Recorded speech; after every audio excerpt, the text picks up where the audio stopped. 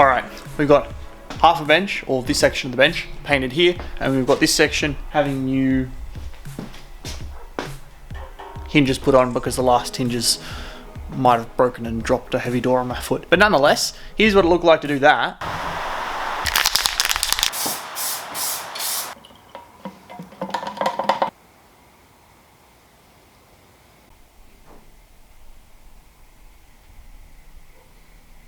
And now that we're through that, yes, I had to install the fireplace just so there was enough heat in here to actually be able to paint this without having any issues. But as you can tell, the bench isn't done and I'm not installing it at the back of the shed, and I'm definitely not driving a car in it that's ready to work on.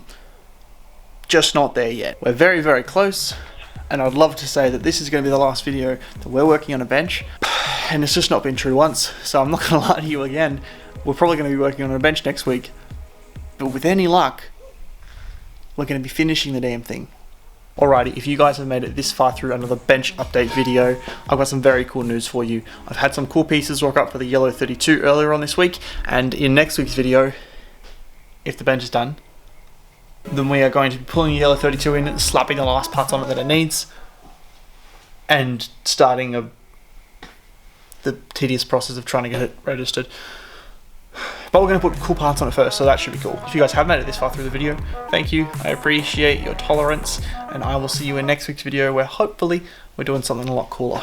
Catch you then. Bye.